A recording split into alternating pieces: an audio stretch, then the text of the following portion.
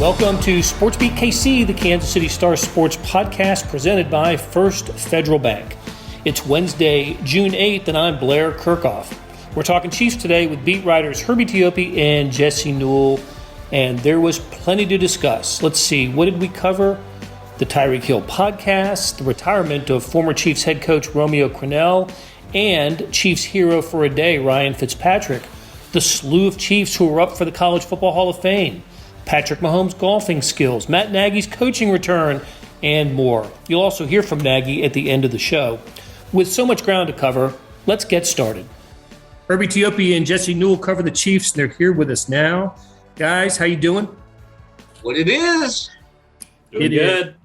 Good. Good to hear from you. Good talking to you. Haven't talked since about middle of last week, so there are some topics we need to catch up on, but let's be as current as we can. There's some news today. We're recording this on Tuesday.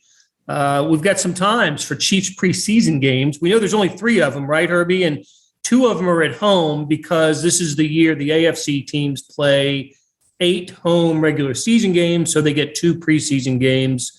What do we know about the Chiefs preseason schedule game times? Hey, the good news, well, because it's always, as Vahe would say, it's always about us, right? Absolutely. So, hey, we knock out the road game against Chicago first. That's the first one. And that kickoff will be on noon, Saturday, August the 13th. And then the Chiefs are home August the 20th. And then August the 25th, they got a 4 p.m. game against the Washington Commanders at GEH Field at Arrowhead Stadium.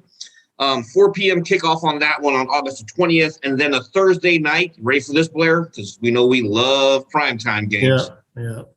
8 p.m., they'll host the Green Bay Packers, which, of course, means Aaron Rodgers and Patrick Mahomes will probably get in 1 series each, and then that'll be the game, and then we'll get to see all the backups. Yeah, if that. I can't remember how they handled the 3rd preseason game last year, the Chiefs. I can't remember if Mahomes played at all in that game, but Thursday, the last preseason game being the most attractive of the opponents, probably a fumble on the part of whoever organized the preseason schedule this year. But I love a noon kickoff in Chicago and a 4 p.m. kickoff in Kansas City for the preseason home opener. So, all right, so we got that out of the way. The other kind of piece of news that came down today was the retirement of a former Chiefs head coach, Romeo Crennel, a terrific defensive-minded coach over the years and not as great a head coach. Now, I don't know what you remember, Herbie, about his time in Kansas City as the head, as a head coach. Obviously didn't go well. He was the interim head coach to finish the 2011 season. 3 games, correct. Yep. And then that got him. He beat the undefeated Green Bay Packers late in the season that year, and that got him the head coaching job in 2012. And that was a disaster. 2-14 season. Everything that could go wrong did go wrong for the Chiefs, and that ended the head coaching career for Romeo Crennel. He later resurfaced in Houston. But anyway, what do you remember about Romeo Crennel? I remember the few dealings I had with him. Really good guy, good with the media. Got stuck with some bad teams as a head coach. Yeah, obviously he joined here in 2010, joined Todd Haley's staff, reunited with Charlie Weiss from their days with the New England Patriots. And, of course, then Scott Pioli was the general manager. Todd Haley was fired 13 games into the 2011 regular season. Romeo Crennel guided the Chiefs. You mentioned that improbable win against the Green Bay Packers because they were undefeated at the time. Yep. And everybody had projected them to go ahead and win the Super Bowl that year. But out of nowhere, the Chiefs did win that game at home. It was a defensive game. They shut down Aaron Rodgers and everyone. And, one thing that stands out to me the most about Romeo Crennel was the way he did handle the media. He was very friendly with us, night and day from Todd Haley. You had the gruff Todd Haley with, I'm only going to talk about the players who are playing, or I'm only going to talk about the players who are practicing. And Crennel set the tone. I'll never forget that first news conference he had with us. unprompted, mentioned who would not practice because of injuries. So we all kind of looking at each other like, oh, this is definitely a change from Haley. But one of the things that jumps out to me, the 2012 season is, as dark time in December. You know where I'm going with this. When Joe Von Belcher committed to suicide at the Arrowhead Stadium training facility. And Romeo Crennel, he was there. Belcher did that in front of him, Scott Pioli, and I can't remember who else was out there with him, but there was like just a handful of people. Let me stop you for a second. I think Gary Gibbs was the other one who was out there, the linebackers coach. Remember, yes. The old Oklahoma head coach, but he witnessed some of that himself. Yeah, and to Romeo's credit, the fact that he was able to rally the players because they had a game the next day, and he held that ship together. He really did. We're talking about the dark times of Chiefs history, the Save Our Chiefs movement, the banners flying around the stadium. And, he was dealt a really bad hand, and the way he handled himself there really said a lot about Crennel's character. I thought he was a good man, and rightfully so. He did take a year off after the 2012 season, and then he resurfaced with the Houston Texans. Kudos to him, though, for having, a coaching career that spanned 50 years. The first decade at the college level, and then onto the pros. And he was successful as a defensive-minded coach, a member of 5 Super Bowl winning teams, 2 with the Giants, 3 with the Patriots. It just didn't work out for him for whatever reason here in Kansas City. Well, here's hoping for a happy retirement for Romeo Crennel. Herbie, you mentioned just a moment ago, beating Aaron Rodgers at Arrowhead Stadium that year. And so that got me to thinking about the most recent time that we have seen Aaron Rodgers, and that was last week on the golf course in Las Vegas. Did you guys happen to watch the match? Jesse, did you take it in? Do you find that part of your Chiefs beat now to have to watch golf tournaments? And I took in some of it, Blair, and I was sitting here silently waiting for you to ask me about Charlie Weiss. So unfortunately, we'll move on from that. But yes, I did take in some of it. And to be completely honest with you, Blair, I had very low expectations, and those were met and exceeded. It was sort of entertaining, It was funny. I saw this online, but I do think it was sort of accurate. It was kind of a funny thing, but somebody had posted sort of a grid of good golfer, bad golfer, seems like good dude, seems like bad dude. And Mahomes was the one seems like good dude, good golfer. Rodgers was good golfer, not great dude. Brady was good dude, bad golfer. And then Josh Allen was in the other corner. So I thought they kind of all played out that way. Honestly, I thought that was a pretty accurate representation of how it came across. And yeah, I mean, Patrick, he's an every man's man. He's not golfing that well. He pulls out the Coors Light. He's getting a little probably kickback to do that. But I think he is every person. You're not shooting very well. You get to the 4th tee box and you say, it's time to crack one open and see if I drink a beer every hole, how well I'll do. But he was not as technically sound, I think, as some of the other golfers, but man, he can hit it hard and he makes up for it with, strength and competitiveness and athleticism. And so, yeah, coming down to the last hole, it was entertaining and kept me entertained. And I think so much of this is, as you guys know, guys, there's just so much or not so much going on in the offseason. So for those guys to have their competitive juices flowing, to show a side of them, outside of football, outside of a field where there's a helmet on them and you can't really see them, all those sorts of things, the earpieces where they can talk back and forth. I thought it was good. I thought it was something interesting. And again, hopefully it is just an early June thing, that there will be more entertaining things as we go along. I'll say this. I'm a little disappointed because you have 4 multimillionaires in Las Vegas doing golf at the same time as the World Series of Poker going on. And I figured at least one of them would go try to go chase a bracelet. But, hey, that didn't happen.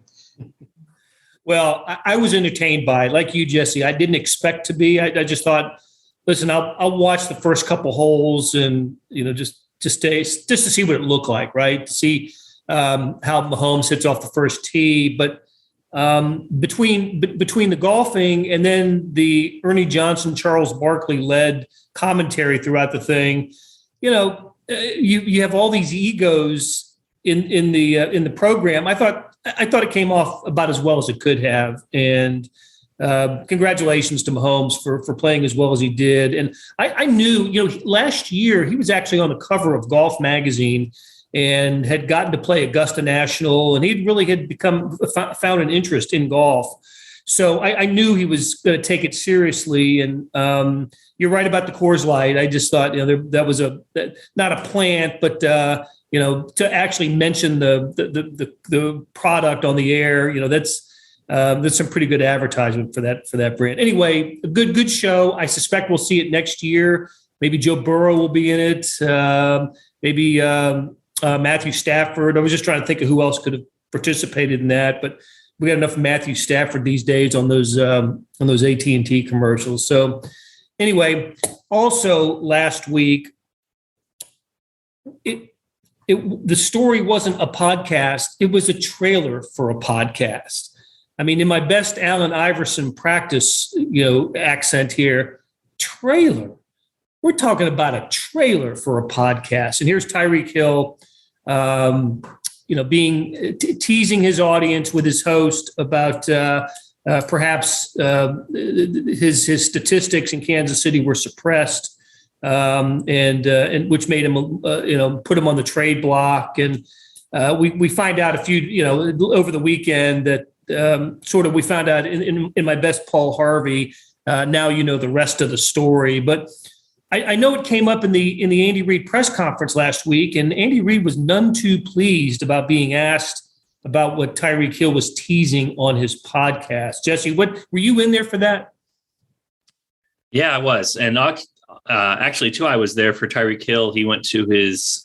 He had a camp in Olathe. Yeah. Okay, so you were there as well. I know Sam wrote about it. And yeah, I was there to shoot video and was there alongside Sam. So yeah, this is a fascinating topic, and tease the podcast, I think, is the right way to put it, because they obviously cut themselves off right before getting the full answer. And so it left people wondering, but it also got Tyreek all this attention. Now, I think whether this is right or wrong, I would be remiss to not talk about Tyreek Hill's specific situation, because he obviously had something happen in Kansas City that was audio that was not the full story, that almost took down his NFL career. Yep. And so you would think that someone like that might have more sensitivity towards intentionally trying to trick people or not give the full story. But obviously that's not the route that Tyreek Hill took. At that Olathe event, he said he was happy with the response. He was getting people's panties in a wad. He was getting followers. So obviously it had its intended target. And Sam McDowell wrote a great piece about, him talking through those things. So that is kind of a fascinating backstory with this. I do appreciate that Tyreek Hill did, answer the question that he didn't say his stats were suppressed. He did answer Sam McDowell in that manner when Sam asked him about it. So at least he did say that, and that's going to come out on this podcast. Maybe he won't address it directly, but it obviously was kind of a ploy to get people to listen. As far as the Andy Reid thing go, yeah. And again, it's sort of a part of a bigger picture here when it came to the Andy Reid thing. And Herbie can probably speak to this a little bit more, because, I haven't been around Andy Reid that much or his press conferences, so I probably can't speak to the larger part of this. But, Todd Lebo from 810 Sports, been around forever, well-respected in the area. The previous week, he had asked Andy Reid about LaShawn McCoy's comments about Eric Bieniemy, and basically saying, hey, LaShawn McCoy said, hey, players don't like Eric Bieniemy. He's too tough on him. That's why he hasn't been a head coach. And so he had asked Andy Reid that question the previous week, which is a tough question, but something that people were talking about. And Andy answered it. And I think it probably gathered more headlines, Andy's response did, than what Andy wanted. Usually Andy seems to me to kind of be a center of the road guy that doesn't really want to, raise eyebrows or make people talk. So the next week when Tyreek Hill's comments came out, Todd Lebo asked the question about Tyreek Hill. And I think that Andy kind of emotionally reacted to it, and emotionally reacted to the person who had asked him a tough question the week before, and went back and said what he did about him being a shock jock. Now, going back and watching the video of it, Blair, I don't think it's as bad as many people have made it, honestly. I think Andy tried to say it in sort of a joking manner. He tried to make it clear that he was kind of put off by the question, but trying to kind of laugh through it, sort of thing. I still think he could have handled it much better, and probably would at this point in time. And just, it's an easy way for him to address the situation. And I think that's the best way to always handle these situations, is just to address the situation. And so he could easily said right there, hey, look, Tyreek Hill was great for the Chiefs for 5 or 6 years, or whatever it was. I wish him the best. And if the Chiefs were suppressing his stats, we sure did a lousy job of doing it, because the guy is on a Hall of Fame track, and he did it because he's getting about half of the receiver targets that the Chiefs put out there. So anyway, a fascinating scenario. Obviously, some backstory to it. I didn't think Andy handled it probably the way he wanted to, but at the same time, I've been around a while, Blair. I've seen worse chew outs from coaches to reporters. I've been involved with worse chew outs with coaches to reporters. So it seemed out of character for Andy from what everybody's been saying, but I think this is something that people will probably pretty quickly move on from.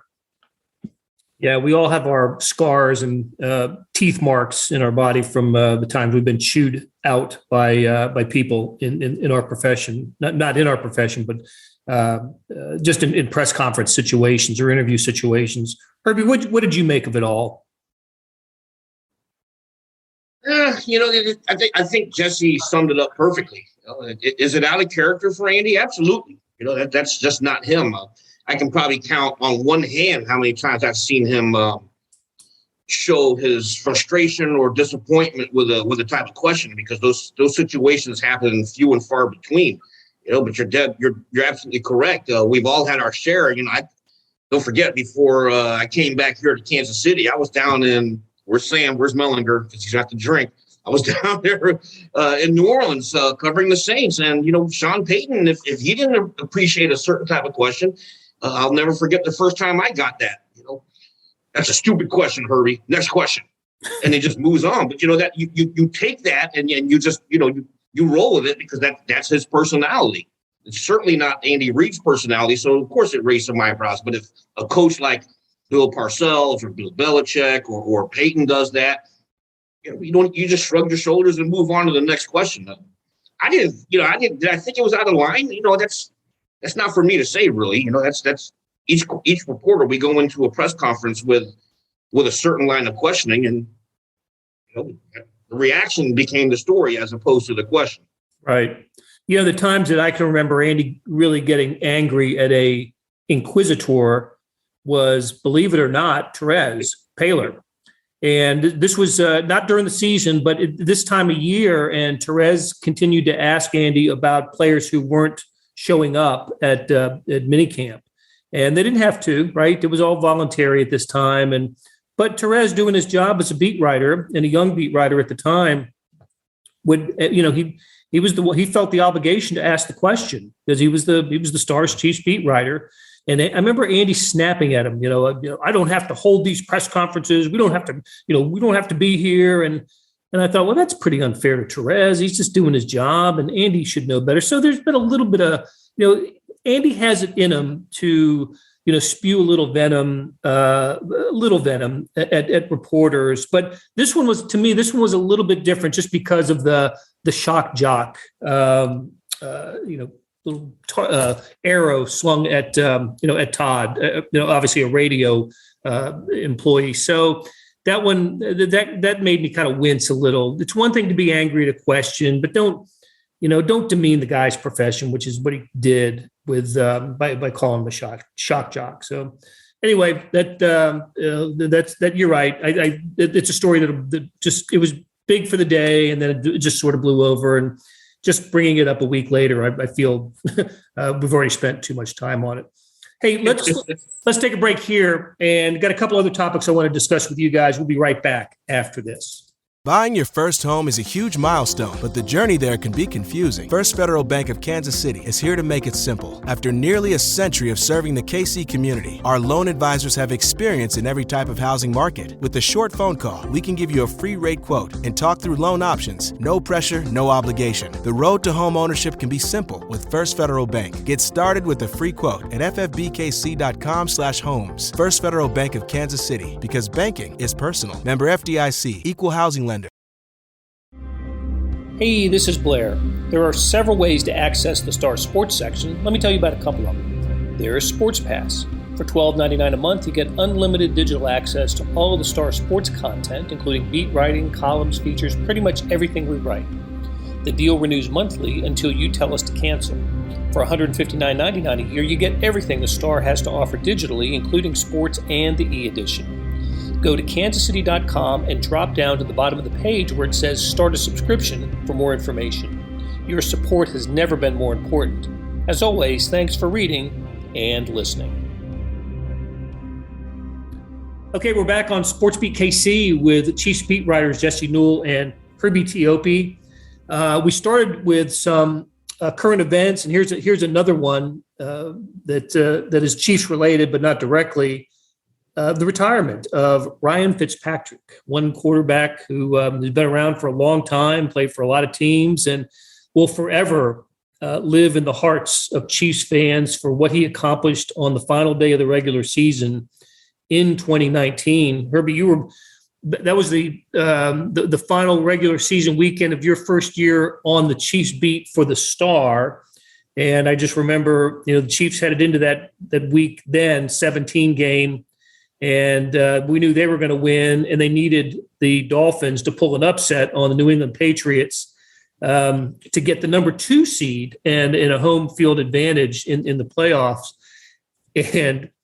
And Ryan Fitzpatrick improbably leads the Dolphins down to a game-winning drive that results in a touchdown and puts the Dolphins ahead. I think he put them ahead with 30 seconds to go, and then the Dolphins held on to win. And improbably, New England drops to the number 3 seed, and the Chiefs become the number 2 seed, and they end up with home field advantage throughout the playoffs. And I think back at that the 2019 playoff run and all the good things that happened to the Chiefs throughout that run. You're trailing by double digits in all 3 playoff games, and finding a way, and the highlight reel plays like the Patrick Mahomes touchdown run against the Titans right before halftime, and the Daniel Sorensen snuffing out the fake punt against the Texans, all these good things that happened to the Chiefs. But it probably I don't know if it happens if the Chiefs are going on the road for the first game of the playoffs. They wouldn't be on for the first game. As a 3 seed, they would have been at home. But if the form holds in the playoffs, they would have gone on the road at some point. So that was a nice Fitz magic moment for the Chiefs. It's magic, yeah. And then if you've watched him throughout his career, obviously he didn't start off well. But when he became that grizzled veteran, my goodness, some of the games that he would pull off, where's Mellinger? He's got to drink again. I just remember when he was the starting quarterback for the Buccaneers, when Jameis Winston was hurt, and he marched into New Orleans and just proceeded to torture that really tough Saints secondary. And that's when, the Fitz magic myth was born, so to speak. The guy was just, he came up big, and you mentioned he beat the Patriots, and Andy Reid appreciated so much he sent some barbecue to then head coach Brian Flores. Yeah, and listen, that moment was also commemorated by Kevin Harlan, the CBS announcer who was calling the Chiefs game, but had on his monitor the Patriots-Dolphins game and was calling that game as well, and made a great call of both of those games. So that was congratulations to him in his retirement. So just a little thing that came across the wires this week: the College Football Hall of Fame class of 2023. The nominees are out. There are like 80 nominees from the Football Bowl subdivision. So that's the largest class. What we know is the players from teams that are in the SEC, Big 12, et cetera. And like I said, about 80 names on that, probably about anywhere from 12 to 15 will get into the College Hall of Fame class. But what struck me was there are 5 former Chiefs on this list.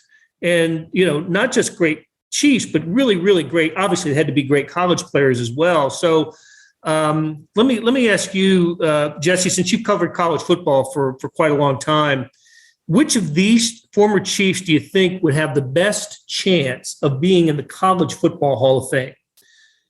Tony Gonzalez, Eric Berry, Derek Johnson, Jeremy Maclin, Alex Smith. Wow. And so this is based only off college career? Yeah, only off college careers. See, that's a tough one, right? I mean, these kind of blur the line, right? I always think of that with the College Basketball Hall of Fame being in Kansas City, where you think of certain guys that get in and you think they had really good pro careers, and like their college was all right, but you sort of remember the most recent part. And so a lot of those guys, honestly, you're remembering the most recent, like Tony Gonzalez. What comes to mind about his college career isn't how good he was on the football field. It's what he played basketball, I covered him in the Maui one year at, playing against KU. Yeah, absolutely. So, I mean, that's where I've come up with. I mean, obviously Alex Smith was the number 1 overall pick. So he had a decent college football career to be thought of in that sort of way. But yeah, I don't know. I mean, this reminds me, Blair, it's kind of what we're all hearing now, like with Allen Fieldhouse and KU and the rafters.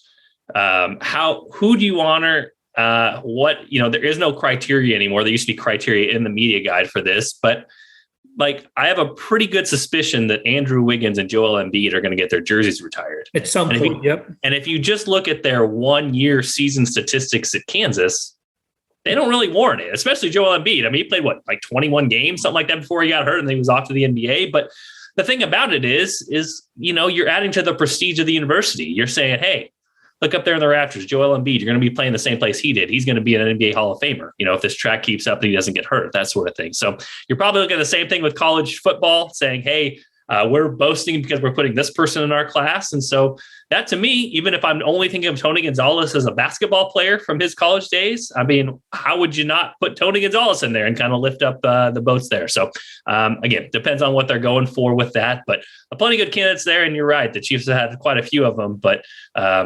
Tony G, that's going to be one of the greatest tight ends of all time, I think, as we look back for many, many decades to come. Yeah, Herbie, we're using college basketball references here. I know that's a little bit foreign to you as a Kansas State fan, but yeah. Wow. No, to be honest with you, I'm old enough to absolutely appreciate the history of that sport at your alma mater. So a lot of good names here, though, right, Herbie? Tony G, Eric Berry, Derek Johnson, Jeremy Maclin, Alex Smith. Jeremy Maclin, in addition to his 2 years as an All-America, all-purpose player at Mizzou, gave the Chiefs a couple of really nice seasons. He led the team in receiving is the first of his 2 years here and had really nice seasons with the Eagles. I actually think he is going to end up in the College Football Hall of Fame. I think Alex Smith will as well. It might take a little longer. I know Derek Johnson, Eric Berry, and Tony G have been on the ballot for a few years, but all these guys maybe not all of them. I'm thinking Chiefs Hall of Fame. It's certainly Jeremy Maclin wouldn't be in the Chiefs. Alex Smith would be an interesting choice for the Chiefs. You think Alex Smith will get in eventually, Herbie? If not for Alex Smith, where's Patrick Mahomes today? That's an honest question that you have to ask yourself, because if not for his mentorship that 1 year, if you throw Patrick Mahomes into the fire without Alex Smith, where are the Chiefs today? And you hear Mahomes all the time, and even Andy Reid giving full credit to Smith. If you're going back to the college time, Smith was a beast at Utah. He was an absolute beast. And then Derek Johnson, we tend to forget, in 2004, his senior year, Dick Butkus Award, the Nagurski Trophy, Big 12 Defensive Player of the Year. So he was a stud in college. The unfortunate thing is we always tend to look at offense, but I think DJ deserves to be in the College Football Hall of Fame. I covered the Texas OU game in the Cotton Bowl that year, and Texas won that game 12-0. That's how good a defense. So Derek Johnson was phenomenal in that game, just phenomenal. So a lot of good ones here for sure. Hey, so media availability last week was assistant coaches. This week it goes back to players and Andy Reid, and of course we'll talk about that later. But I wanted to just bring up one of the assistant coaches who spoke last week, and that's Matt Nagy, former Chiefs offensive coordinator, became the Bears head coach for 4 years, and now he is back in the quarterback's room for the Kansas City Chiefs. I thought it was pretty interesting that he took the opening question. I think Adam Teicher asked it, and he went for about 4 minutes. It was, I don't know if this was a guy pretty excited to be back, but he had some fun observations just about being in the quarterback room, and is in the unique position of having seen Patrick Mahomes in his first year in the Chiefs uniform, because he was the offensive coordinator in 2017, then not being here for 4 years, and now seeing Patrick Mahomes after all that he's accomplished in his career, and had some pretty kind of interesting observations, I thought, about what he has seen. So after we finish talking about this, we're actually going to play some of Matt Nagy from the press conference last week. But what did you make of Nagy's comments, and how is he going to work with Eric Bieniemy and guy who worked for him back in the first time around? Herbie, what do you think? You hit the nail on the head there, because this is going to be an interesting dynamic going from offensive coordinator Eric Bieniemy, then the running backs coach, and now he comes back, and now you have Eric, the EB, in charge of all the offense. But to their credit, they were both asked about it. Andy Reid was asked about it, and their past relationship says a lot. They got along well in the past, and they're going to get along now. But I thought with Nagy coming back here, I found it interesting that you mentioned the time off from when he saw Mahomes in 2017. You got to remember the last 4 years, he's had Mitchell Trubisky. and Trubisky will always be the answer to the trivia question. Who did the Bears take when they passed on Patrick Mahomes? And, unfortunately for Matt Nagy, it didn't work out with Trubisky up in Chicago, but now he's back here and he's getting to see a pretty darn special football player in Patrick Mahomes, who a lot of people say is the Michael Jordan of the league. Yeah. Yeah. What do you think, Jesse? Well, I just talked about Patrick Mahomes being an every man's man. The guys drinking Coors Light on the golf course. But I think what Herbie said is important, and especially in today's game where we talk about Patrick Mahomes being the Michael Jordan of the league. I mean, maybe more an apt comparison right now would be like the LeBron James of the NFL. And we've seen this with mega superstars, especially in the NBA, which is that you cater to them because they are so important to the franchise. I mean, think about what Patrick Mahomes means to Kansas City right now. I mean, he's got a stake in everything. He's bringing Whataburgers to Lawrence. I mean, the guy can do whatever he wants. So I think what the biggest thing to me coming out of this, and again, we'll see the dynamic of how it works out, but from all indications and all the things we can sort of gather out there, Matt Nagy coming back was very much well received by Patrick Mahomes. And so I don't think you can overstate that.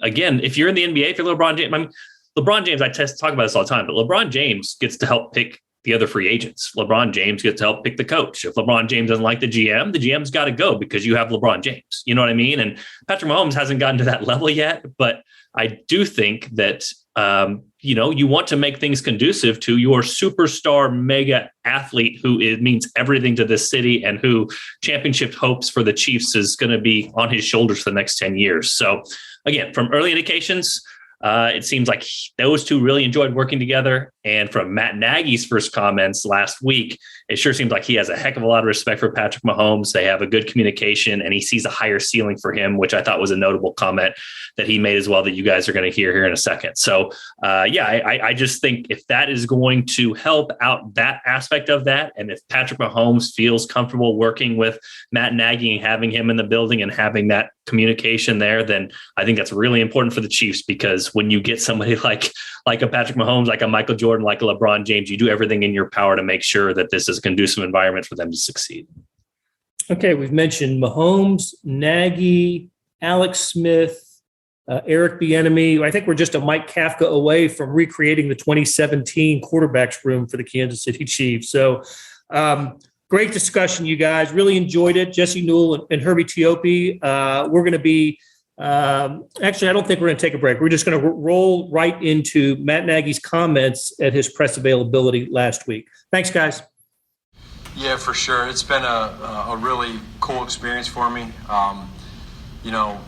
When you go away and you are able to kind of build your own culture from what you learned being here before, my time here with Coach Reid and all of our great coaches here, to be able to go through what we did. And, you have highs and lows and you learn, and you have so many different hats that you put on in that time. And you learn a lot, and you rely on the experiences that you went through. And they're real life experiences. So I didn't have that when I went into my interview with Chicago, but I had 4 years worth of real life experiences of a lot of different situations: offense, defense, special teams, how to deal with players, how to deal with media, how to deal with winning out, these conversations right here after a win or a loss. And what it does is it really allows you to grow, but it puts things into perspective. And I think in life, for me, a lot of my failures that I've had, I've tried to use to the best of my ability to make me better, whether it was as a player, throwing a pick, learning from it, or as a coach. As you go through things, you want to use those experiences to make you better in the long run. And I feel like I'm still young in this profession, and I want to use my experiences in Chicago to help me be better here for our team here in Kansas City with Coach Reid, with EB, with Patrick, with Brett Veach, with everybody here. And there's a little bit of humility that you have to do this, but I really cherish it because you're doing it with good people. We talk about being back in, I say, we're back in the weeds. I'm back, instead of 250 people you're responsible for 3 or 4. So, my son the other day was saying, Dad, it's pretty crazy. You got a little bit more free time, and that's real.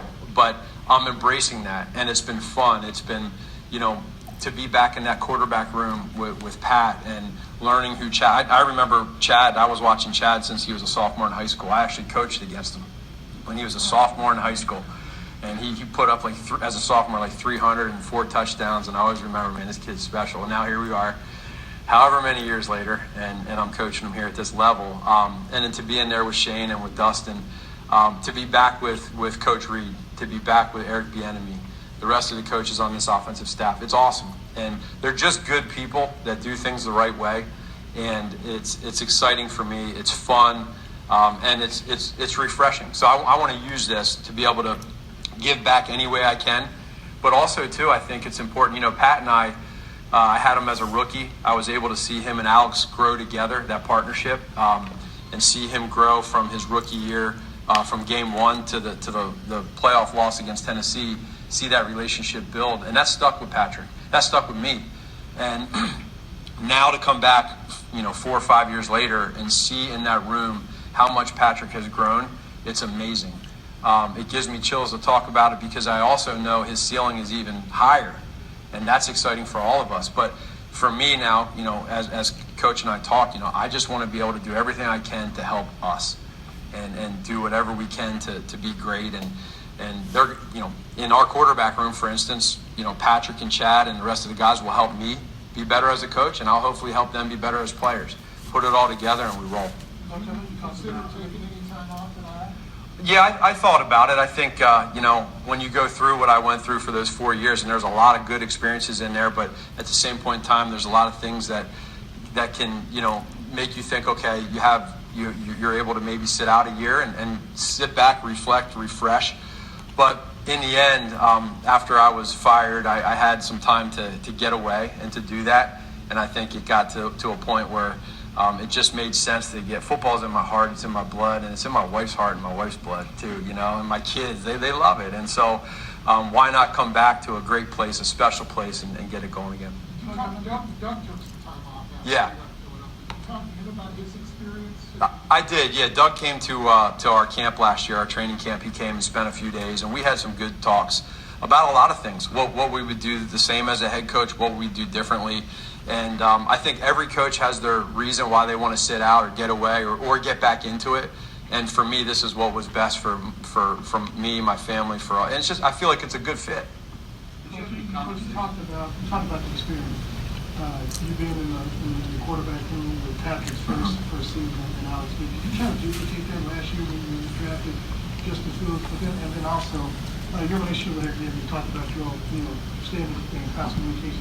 Any advice that you gave him throughout his interview process when you were trying to go to the head coach? Sure. So to your first question, there was some similarities to what happened with Patrick and Alex when we did that, but that's not the we knew it was going to be a little bit different because of the situation we were in with Andy and Nick last year versus Alex when we were here 5 years ago, and so some of that was the same but a little different. I think to each their own. And again, you learn through that process, and those guys I thought those quarterbacks handled it really well, and it was it was to their credit that they handled it well. For EB, again, I just have so much respect for him as a person, number one, and as a coach. To coach 5 years with him as a quarterback coach and then as a co-offense coordinator and then a coordinator, the relationship that we built, he's very, very passionate at being a teacher and a leader. And he has his own ways of how he does it, and I think it's special, you know. And so we built a bond. And I think the beauty between the relationships we've had is that, you know, neither one of us have that ego where you feel like you know more than the other. And that's like, I come back here in my role that I just came from, and just to be able to see all the great things that have happened here since I've been gone, it's been neat to learn more. And with EB, to see him now in his role and how he does things, it's cool, you know. And we just work with one another. We're together, and I'm really excited to work with him for the rest of this year. You left and you saw Patrick, and he had the 50 touchdown season. You know, one of the better quarterbacks in the NFL. How much did watching from afar maybe make you look forward to this type of opportunity working? Yeah, it was neat to see him do that right away. We were just talking about, were you surprised? No, wasn't surprised that he did it. He's just such a special player. I mean, he's rare. But then when Kansas City came to Chicago, and you got to look across the sideline and see that dude over there, it's like, okay, you know, maybe just score like 24 instead of like 42. But I'm so excited to be in that room with him, and just to see the personality that he has. He has a great balance of how to be a great quarterback, but yet be a great leader. Really, he's still coachable. You know, you think a guy like this, like, you've done everything. You've won a Super Bowl. You've been to 4 straight AFC championships. He's so coachable, and he wants that. There's a hunger there, and to me, that's what's exciting for me. That'll do it for today. Thanks to the SportsBeat KC production staff of Randy Mason, Monty Davis, Jeff Rosen, and Chris Fickett. Tip of the cap to Herbie Teope and Jesse Newell for sharing their insights, and a shout out to our sponsor, First Federal Bank. Their website is ffbkc.com. Morning Sports Edition, you know I love it. Think of a 30-page sports section crammed full of stories, box scores, everything you want from your sports pages. That's the Morning Sports Edition. Go to liveedition.kansascity.com for more information. Thanks for listening, and we'll be back soon with another SportsBeat KC.